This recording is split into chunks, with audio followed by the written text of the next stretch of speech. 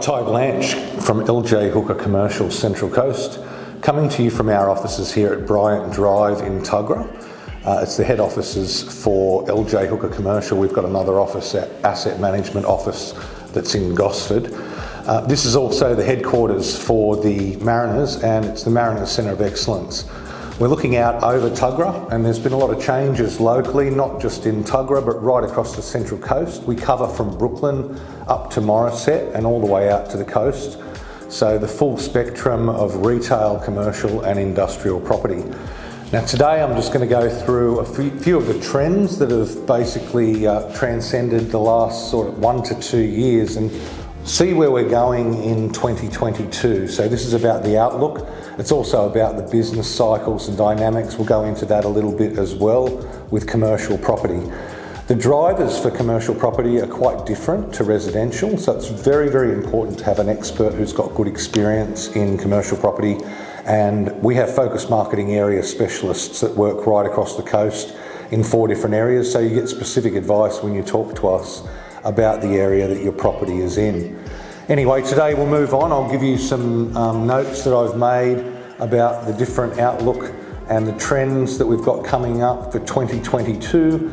And please, if you need anything, give us a call on 4353 7700. The last 2 years, obviously, with the pandemic have caused restrictions. We've had lockdowns, there's been supply chain disruptions and unprecedented economic disruption right through the Australian and world economies. One of the key things to understand with commercial property is that it's business property. So it's about how business is operating and functioning. We're seeing a lot of new trends with what is predominantly linked to how customers and consumers interact with the supply chains for manufacturers and distributors. So retail now has gone largely online, as everybody would probably have experienced in their personal life. Getting things delivered directly from all of the different supply chains can be sometimes very, very easy and smooth, and sometimes it can take a while depending on what the products are. So I'll go into now a little bit about the industrial first, because it's the industrial that provides the base for all of those logistics, and it allows for the supply chains to work. We've seen about 1.3% across the country vacancy in industrial, which is an all-time low. That's from a CBRE statistic that was recently announced, and it basically shows that the supply is very, very low, which is driving new development and also moving land prices higher. Here on the Central Coast, that can be directly evidenced in one of the largest new estates to be released to market at Warner Business Park. So approximately 5 kilometres from our office here, we're very, very close to it. We've got a few clients that have bought land in the Warner Business Park that want to look at different options for what they can do with leasing and holding the product longer term. Land rates have gone from generally across the Central Coast 100 to 150 to about 185 a square metre, and that's plus GST. And now, in the last 2 to 3 years, they've moved up to $380 to $525 a square metre. So magnificent capital growth for anybody who has been able to hold land. There is very little land available. New South Wales State Government have been in discussions with me and a number of other people over the last 20 years about the diminishing supply of employment lands. It's one of the crucial factors for the Central Coast, because the Central Coast relies on employment in Sydney and Newcastle. With approximately 60,000 people commuting every day down to Sydney, it's very, very easy to see why land and employment land on the Central Coast is of a huge benefit, because it sort of shortcuts that commute backwards and forwards from Sydney for a lot of people every day when they have somewhere to work here. But the diminishing supply of land has been an issue. So the Warner Business Park is approximately 65 hectares in total of usable land, and it will be released probably over the next 12 to 18 months, depending on how we go with the civil works and things there. Those land sales are also for larger lots, so a lot of them are 3 to 5,000 square metres as a minimum, up to approximately 1.2 to 2.5 hectares with the larger lots, and a lot of them are 7, 8, 9, 10,000 square metres. The other thing that we have to consider with supply of land is that the supply of land and the price of land impacts greatly on the development price. It allows for developers to mitigate their cost when they actually look at the larger return base that they need to get if they can have a lower land price. So when land prices soar, which they have now, and you develop largely on an industrial block, about 50% of the block underneath the building, that means that the land prices underneath the building have really gone up to approximately $800 to $1,000 a square metre under the building. You put a building on that for $1,600 to $1,700 a square metre, which is about what a good sort of 6 metre high to 8 metre high industrial precast shed will cost, and you're already up to close to $3,000 a square metre with the other costs that you're going to have. Now that is largely a triple in what the capital value of the build has been in, say, 2010. We were selling product for $1,000 a square metre. Now we really need to sell it for between $3,500 and $4,000 a square metre.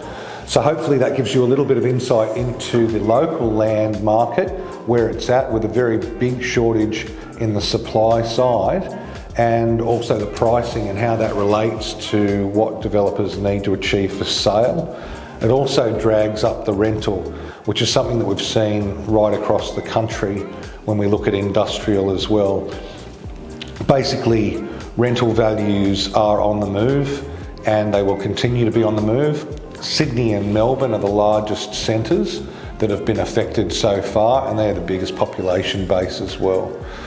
There's another couple of things that we can talk about with regard to industrial, but I'll link those into the larger commercial discussion in a minute.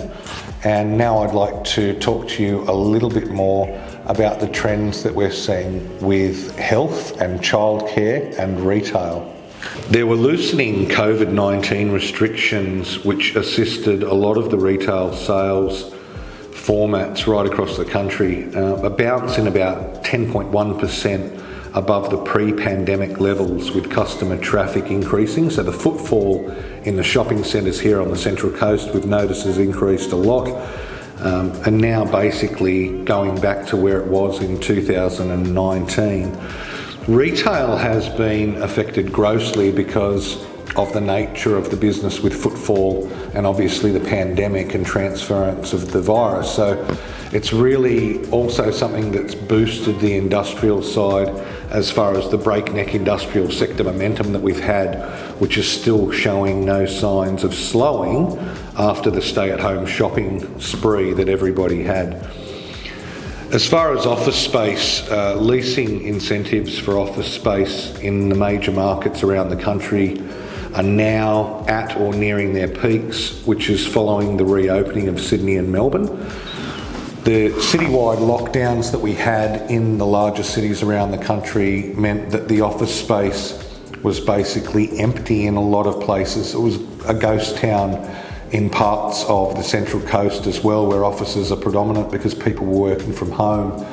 So with that shift now back to some sort of balance between working from home and working from the office, there's going to be a bit of a decrease in the supply, and we look at 2022 as being a good time to look at development of space, probably in 23 and 24, because the net absorption of the space has bounced back a little bit for office space on the Central Coast, as it has in the other capital cities. As I mentioned, the supply chain, material constraints and skilled labour shortages have been connected to net migration as well, which is a big issue. One of the things with childcare is that the country needs to get parents back to work again, because essentially there are fewer people coming into the country and a shortage on the labour side as well as skilled labour, which is impacting on everything else that needs to be done as far as production and office work. So Childcare is looking very strong as a sector. We've seen some yields compress in the last year, in the middle of the pandemic, down to 2.9 and 3%, which is extremely sharp. And we expect that with the interest rate increases that may come, that will soften a little bit, but it's still remaining a very good asset class.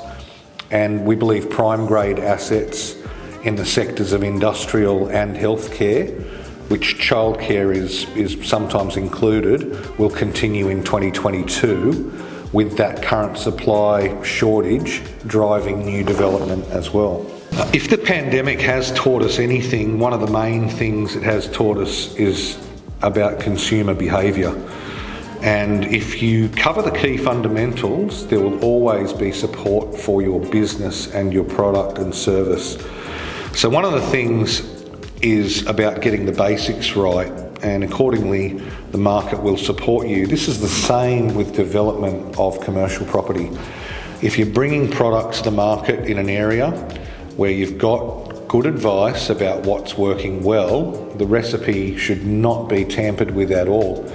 I've seen developers who have come in and dictated to the market what they want to sell, and it can be disastrous. Or if nothing else, a longer holding cost and basically a longer letting up period if you're leasing. So it's important to really listen and fine tune what you're planning on doing on a site to get the maximum sort of result for you, not just in price, but also the shortage of time in releasing it to the market and getting it away. That's very, very important. Regardless if you are building an office tower or residential development or a retirement resort, if the product's outstanding, if it ticks all the boxes, if it's got the great location, the amenity close to train stations, the M1 for example, if it's got a good level of finish and the technology's built in, if it's got data and cabling and such with office buildings, that's very important. The market will support it. We're very confident that we will start to see real rental growth coming through in the industrial markets on the Central Coast, but also in Melbourne and Sydney. Real rental growth and firm yields that are currently there may soften with a predicted cash rate increase, but probably not to the extent that it will have a huge impact on the amount of development that's going to be done. Strangely, Australia's been in the midst of a hotel development boom, and in 2022 it will be the peak year of hotel openings with the highest increases in Melbourne with 3,900 rooms, Sydney 2,250 rooms, and the Gold Coast 1,300 rooms. So it's very counterintuitive, I guess, to think about how hotel rooms are hitting their peak during the middle of the pandemic crisis, where hotels were probably avoided by a lot of people. There's been a great bounce in Airbnb demand right across the country for that simple reason, and with that it will be interesting to see how the new supply of those rooms in Melbourne and Sydney and the Gold Coast particularly will result in pricing and vacancy for the hotels around Australia. Overall, economic growth over the medium term is expected to be a fair bit stronger than the years prior to the pandemic. And one of the things I was just having a look at was the vacancy factor and the industrial demand. With industrial vacancy rates, as I mentioned earlier, at an all-time low of 1.3% nationwide, we can expect to see more supply constraints within key infill urban locations, and there will be further yield compression along with strong rental growth as well.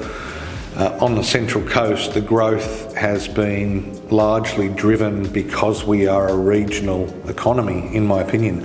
That capital flow that's increased towards all of the regions, not only because of the relatively strong returns, but also because many Australians are discovering how amazing these locations are for the first time, are all things that are driving to long-term stability in these regional areas. So sea change, which is what it was called probably a decade ago, has now turned into a decision that's more based around the health of their families, access to national parks, beaches, and areas that are regional are largely the areas that have the largest amounts of those resources. So the Central Coast, right in the middle of Sydney and Newcastle, is just an absolute hotspot for people that want to move out of Sydney and Newcastle and still have access to those employment areas, as well as all of the things like the entertainment centres and the larger parks and things where concerts are held in Sydney and in Newcastle as well.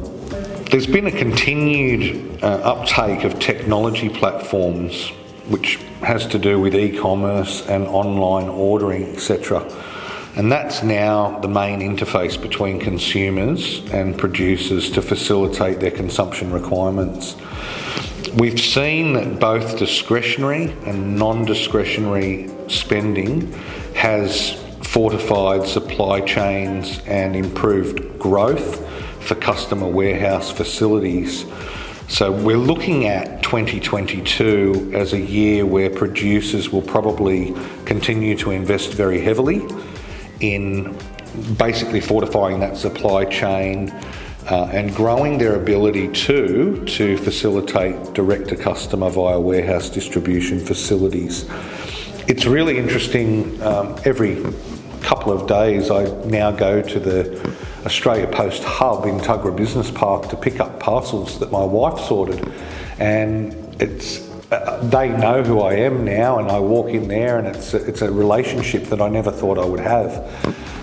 Here I am talking to a lady who gives me parcels that my wife orders, and we've built a strong face-to-face relationship. So it's just a changing way that will probably be what we'll be doing forever from now on, or at least into the next decade, and it will be increasing as the main retail method and interface between consumers and between people who are producing goods.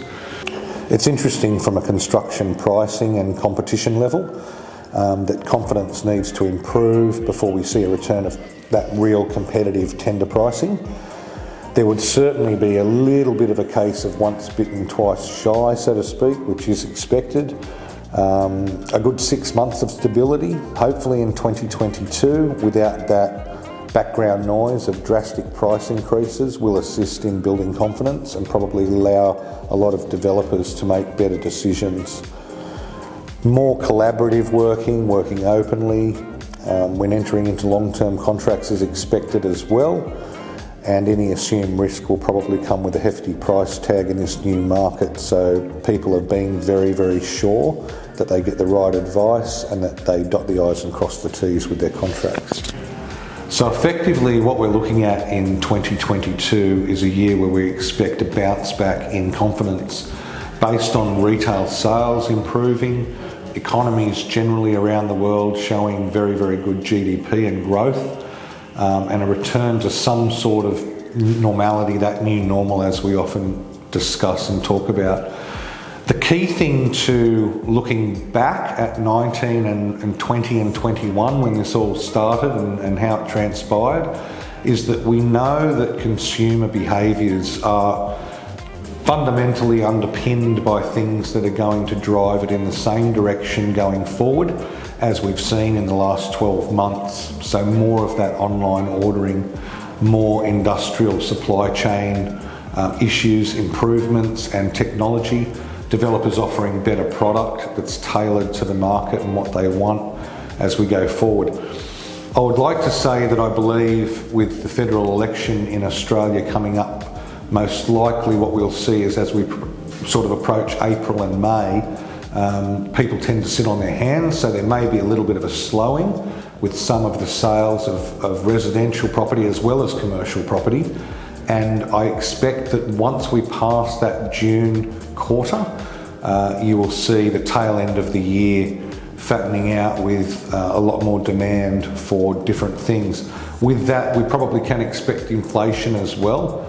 And everybody knows that with inflation, the cash rate is utilised in the monetary policy in Australia and around the world, largely to pull back the reins on spending and investment. So I would suggest that interest rates will be rising at the tail end of this year, probably in contrast to what a lot of other people have said about 23. And I believe that with that you'll see the topping off of the residential market in the next 6 to 12 months, and probably a slowing for demand for other products in that area. However, the drivers are very different for commercial. I think that there will be more of a return to the office as people realise that running a business is very, very much based on face-to-face communication and being able to talk to people who are in the office, and the efficiencies that you get with having people grouped together in CBDs as well. So the office segment, I believe, will be driven quite well, and that you'll see growth and a rebound into that space in the next 12 months to 18 months.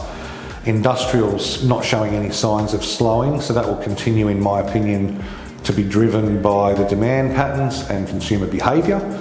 And the other factor, I guess, is retail, which is already bouncing back.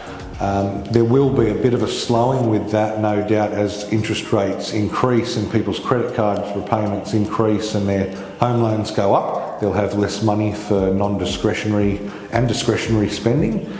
But I believe that the retail sector will become very, very strong in the next 12 to 18 months compared with what it has been over the last 2 years. Thank you for listening. I know that this has been quite a long video, but if you need anything, please don't hesitate to contact me. I'm Ty Blanche from LJ Hooker Commercial Central Coast.